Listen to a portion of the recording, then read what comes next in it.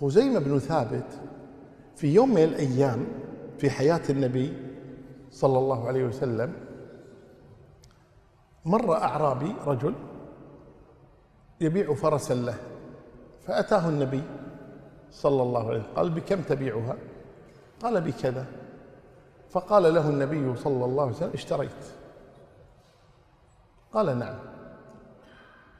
طبعا بالكلام، والبيع يتم بالكلام، لأن البيع والشراء قبول وإيجاب. فقال: اشتريت.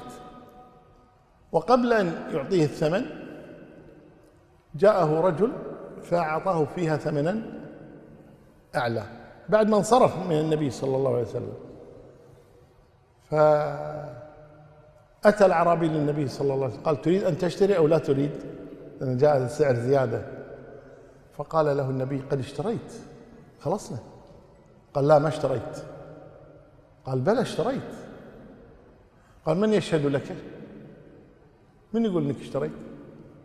من يشهد لك؟ فخزيمة ثابت كان جالسا قال: انا اشهد. فالتفت اليه النبي قال: تشهد بماذا؟ قال: اشهد انك صادق وانه كاذب.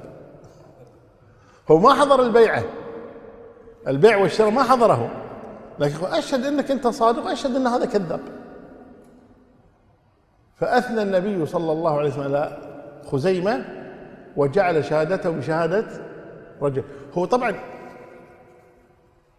كل واحد فينا لو حضر هذا المجلس وقيل له: ها تقبل شهادة الرسول يقول بعت أو اشتريت، وهذا يقول لا، من تصدق؟ من تصدقون؟ نعم. وفي صحابة آخرون غير خزيمة كانوا موجودين يعني مع خزيمة، لكن قضية يقول أهل العلم قضية فطنة.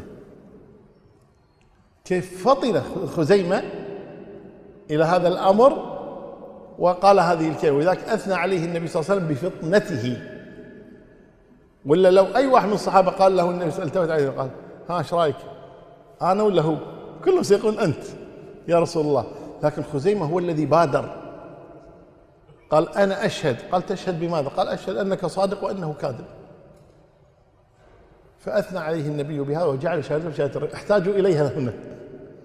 بعد وفاة النبي صلى الله عليه وسلم احتاجوا لهذه الصفة أو هذه الميزة التي جعلها النبي لخزيمة بأن شهادة رجلين، فوضعوا هذه الآية في هذا المكان بشهادة خزيمة وحده رضي الله عنه وارضاه. وإن كانوا يحفظونها لكن يريدون شخصا حضرها عند النبي صلى الله عليه وآله وسلم. هذا من دقتهم في جمع كتاب الله تبارك وتعالى. وظل هذا المصحف عند أبي بكر رضي الله عنه، ثم بعد وفاة أبي بكر انتقل إلى عمر، أخذه عمر، ثم بعد وفاة عمر أخذته حفصة أم المؤمنين بنت عمر رضي الله عنها، وظل عندها حتى جاء الجمع الثاني في عهد عثمان بن عفان عندما جاءه حذيفة بن اليمان وقال: أدرك أمة محمد.